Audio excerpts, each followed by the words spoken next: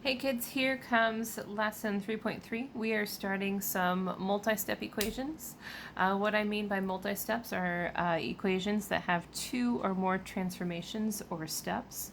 Now this should still be a review lesson for my algebra students. However, I saw some confused looks and some really, you know, I don't know, not concerned, but some discomfort today. So I really do hope that I have lots of kids watching these videos as a refresher. It's not a bad thing to struggle.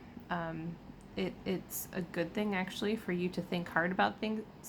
So I don't want you to be afraid by that, but I do want you to take the time to go back and review this lesson. So feel free to watch or rewatch, back up, rewatch sections, and also challenge yourself to go out on your own to try these questions first, and then to go back and watch the video for the explanation. So yeah, I'm really glad that you were watching, and I hope it's beneficial to you.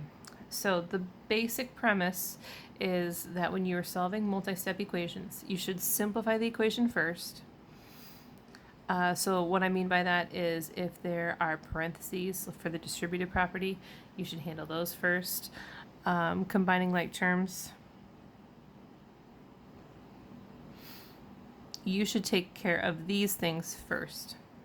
And then once you have the equation simplified, then use the inverse operations so that you can isolate the variables. So what I mean by that is positive, negative, or addition, subtraction, and multiplication and division. Okay, so what I would like for you to do is to please go ahead of me and see how much of this that you can do on your own. So give it a pause, give it a go, and then come back. And I am just going to, I don't know, talk you through the solving of each of these equations. It might be a little bit redundant, but hopefully if you have 3 experiences with each of these kind of subcategories, that repetition will kind of solidify some of these things in your brain. So I will start with linear equations, just basic, nothing exciting linear equations. There's no distributive property, there's no combining like terms for us to do. We're just going to use our inverse operations to solve. Now, this x is what I'm trying to get by itself. And so I can see that at some point I'm going to have to multiply by 3, and then I'm also going to have to subtract a 6. And since that's a separate term, I'm going to take care of that first. So if I subtract 6 from one side, I subtract it from the other. I'm left 1/3 of an x is negative 14. And now multiply by the reciprocal, which is 3 over 1, but I'm just going to do 3. Cancel out. X equals negative 42. And of course, we're going to remember to check your work. And what I mean by that is this. If x is negative 42, then you should put negative 42 in there and see if it balances out. So 1/3 of negative 42 is negative 14. Negative 14 plus 6, yeah, is negative 8. So that balances out, and so I can have confidence that that's correct. All right, let's try another one. Here I have my variable part of the fraction here with subtract 13. Let's take care of the subtraction first. The inverse of subtraction is addition. What I do on one side, I do to the other, and now I'm left with x over 2 equals 33. And again, multiply by my reciprocal. X is 66. 66 over 2 is 33. 33 minus 13 is 20. That works. Again, check your work. It's a theme, right? It keeps coming up. Okay, and finally, again, here's the variable that I need to isolate. Let's take care of the addition and subtraction first. Add 2 to eliminate the subtract 2. They zero out, and I'm left with 2/3 of an x is 6. Isolate the variable by multiplying by the reciprocal. 2 over 2, 3 over 3, both are 1. And then 6 times 3 is 18. 18 divided by 2 is 9. Or you could say 2 goes into 6 3 times 3 is 9. Again, did you check your work? 2/3 of x. Well, 1/3 of 9 is 3. If I had 2 of those, that'd be 6. 6 minus 2, yeah, that's 4. Great. If that's a little bit much to do in your head, of course, feel free to use a calculator if you need to do that to check your work.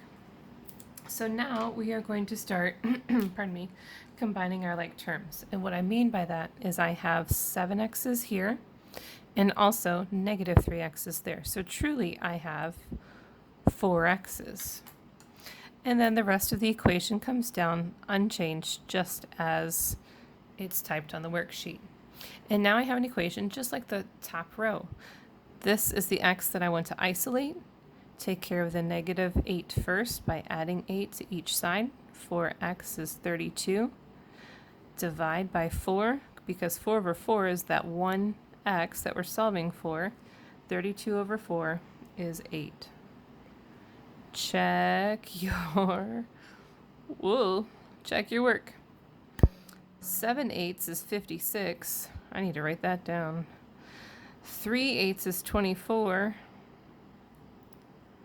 56 minus 24, pardon me, is 32. 32 minus 8, yeah, that's 24. That checks out. Sometimes you need a little jot your notes at the top there.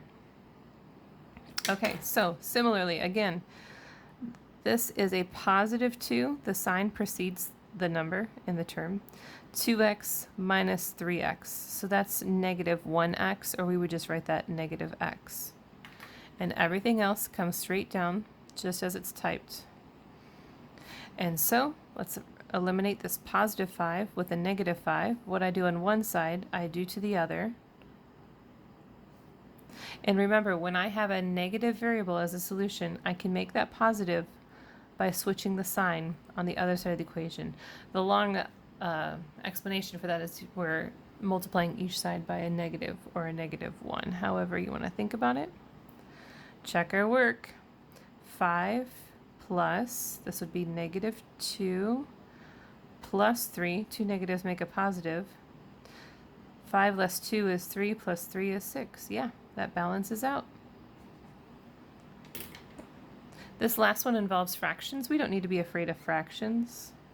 If you think of just thirds here, there's a third and 4 more thirds, and that's a total of, sorry, I was trying to color code for you, 5/3 x. Bring down the rest of the equation. And again, take care of our addition and subtraction first. So 5/3 of an x is 5. I recommend that you keep this up here as an improper fraction rather than reducing it to a mixed number, because that makes it easier later when we multiply by the reciprocal to isolate our variable. 5 over 5 is 1. They're gone, so 3x is 3. 1/3 of a 3 is 1. 4/3 of 3, that's 4. 1 and 4 is 5. Minus 4, yeah, that's 1. So we can check our work to prove our answers. All right, great. Again, remember that I really encourage that if these things are going too fast or aren't making any sense, or if you're stuck, go back, review, rewatch, and you'll get it. Okay, so now we have some distributive property. Distributive property is indicated by these parentheses here. And when we are looking at distributive property, we're going to look at our parentheses and the number that's, technical term, the number that's mushed up against it. Usually it precedes it. Typically it's on the left. In rare situations it's on the right. So that's not going to happen today. So 4 groups of 2x is truly 8x. 4 groups of 5 is 20. And now everything else comes straight down. It appears that there are no like terms to combine. So let's take care of our 20 first. So 8x is negative 8, and now x is being multiplied with an 8. The reverse of multiplication is division, so that's why we divided each side by 8. X is negative 1. Well, if that's the case, 2 negative 1s is negative 2. Negative 2 plus 5 is 3. 4 times 3 is 12. It balances out. Checking your work prevents errors. Truly, half this lesson today is to put it into your brains to make checking your work a habit. Sorry. Kind of annoying that way. Okay, here is an example of distributive property in the middle of an equation. I'm just noticing now that it's a little blurry. I'm not sure how long it's been that way. Sorry. So this means that I have 3 groups of this expression here. So 3 groups of x's, 3 groups of 4 to get 3 x's and 12. And this is a positive 3x. And so now everything else comes down just the way it was originally. Those weren't affected by the distributive property. And now, see, I have a situation where I need to use combining like terms. I have 5 x's and 3 x's. That's a total of 8 x's.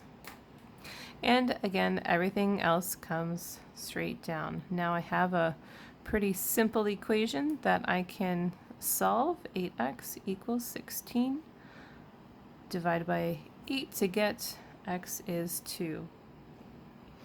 And checking your work provides confidence.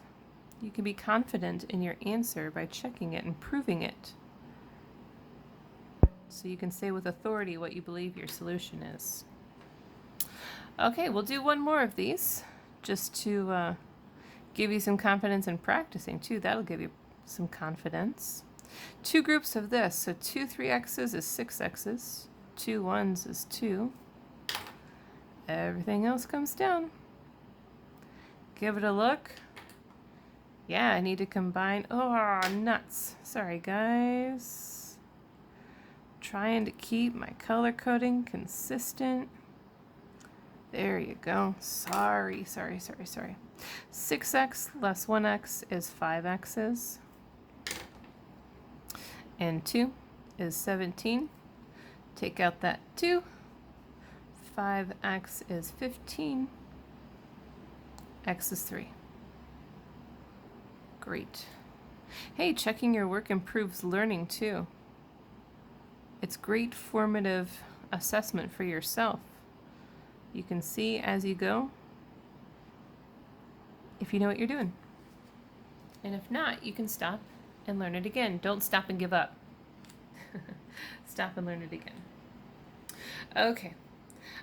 This is a further tangent on distributive property because sometimes the distributive property includes a negative and that makes a difference, okay? So this is not just 2 groups, but it's negative 2 times these numbers. So negative 2 times 3x is negative 6x. Negative 2 times 4, of course, is negative 8 equals 4. Simple equation that now I can solve. Divide by negative 6, and I'm left with negative 2. And I can check if x is negative 2, if I have 3 of them. 3 negative 2's is negative 6, plus 2 is negative 2. A negative times a negative is a positive. 2 times 2 is 4. I know that's the answer. Let's try another. This time my distributive property is in the middle of the equation. This is not just a 3, but the negative comes with it as well. So this is negative 3 times x, negative 3x. A negative times a negative is a positive 6. Everything else comes down. And now we get to combine like terms. It's so much fun. 3x from 4x is just a singular x. And 6 is 21. X is 15. 4 15s is 60. 15 minus 2 is 13. Negative 3 13s is negative 39. 60 minus 39 is 21. Good.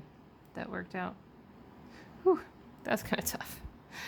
Hey, if you guys need a calculator, I'm not going to see. I'm at home. You can use a calculator. That's fine. No shame. Again, negative 6 times x is negative 6x. Negative and a negative is a positive. 6 times 1 is 6. Bring everything else back down. 6x from x is just a singular x. And 6 is 17. Get rid of that 6. X is 11. That was a short one. 7 11s. Haha, that's funny. 7 11s is 77. 11 minus 1 is 60. Negative 60. 77 minus 60 is 17. It worked. Whew. Guys, we made it. How'd you do? Okay. So what's even more fun than practicing equations is to practice with some real-world situations. I find sometimes writing word problems for you guys, it's kind of a stretch to find a real-world situation that would fit the skill that I'm teaching. But this is one of those skills that really comes up quite often. Typically when you're trying to find out the cost for parts and labors on a repair, like for a computer or a car or a phone or anything, comes up when you're ordering food with a tip, when you're ordering, say, a t-shirt where there's a standard fee and then a cost per letter. It just really comes up a lot when you're paying for different things that you want. So I'm excited for this word problem because I think it'll benefit you. So the total bill for both parts and labor, so when you pay to get something fixed, you have to pay for the parts and then you have to pay for the person to fix it. To fix my laptop was $458. The parts cost $339, and then the labor cost on top of that was $34 an hour. So we are going to write and solve an equation to find the number of hours that it took to repair the laptop. Now, I'd recommend that if you are a little bit unsure of what we are doing, that you should go back and reread the equation, or I'm sorry, the problem, to understand what's going on. So I had to pay $458 for my computer to be fixed. Okay, of that $458 total bill, I'm just going to underline the parts were $339. The labor was not $34, but $34 per hour. So let's write an equation. Let me please show you something that will benefit you. When writing an equation, it's helpful to start with an equal sign and then to determine what is equal to what. Or another way of saying it with money is to find the total that's involved, and that's typically going to be alone on one side of the equation. So here our total bill was $458. And so now we need to find what made that up, or what situation is equal to that. So I spent that much money, and I did that by paying $339.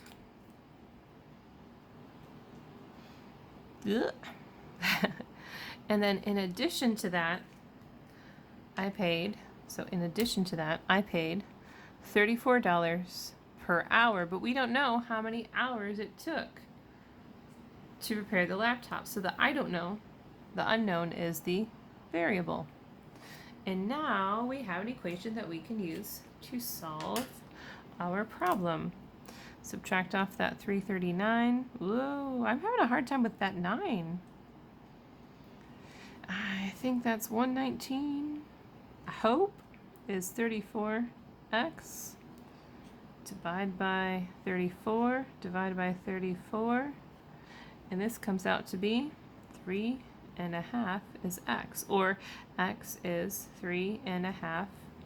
3.5 what? Dollars? Computers? No, hours. So label these things, guys. And then as you are coming away from this problem, ask yourself, is it logical to spend 3.5 hours fixing a computer? Yeah, I mean, it takes a little time. It didn't come out to be like 32 hours or, I don't know, 32 seconds. That would also be way too short. So yeah, when you get a solution, ask yourself, does it seem to be like a logical, feasible answer? Okay, so you guys got some fabulous homework that you can use to practice some skills that you may have forgotten since last year. So let's look at that quickly. Switching gears here. Thanks for being patient. And I'll talk you through this assignment here. So for numbers 1 through 6, you are to tell if the solution after the semicolon is in fact a correct solution for x. So is it true, that this x could have a value of 5? So if you did 5 times 5 minus 3. 5 times 5 is 25, minus 3 is 22, not 28. So this is a no. Okay. So go ahead and go through those. Then you can solve the equation. You can actually solve the equation all the way through. This is a little too wordy. Just means solve the equation. Here I noticed that question number 25 could be hole punched. It should say 25, question 25, 1/3 times x plus 6 is 1. Okay, so when you do these questions, you should do them on lined paper, even if you think you can do them mentally, and maybe you can. I would like to see your thought process and just curious to see how you're setting up your problems, and also if there are troubles in your calculations, I can go back and see maybe where things are falling apart. So just a brief glance of these top ones. These do not include the distributive property or combining like terms. That all comes into play down here. So on your lined paper, of course, number the question that you're working on. Make sure that you write the problem correctly. That is like one of the most common problems that kids have.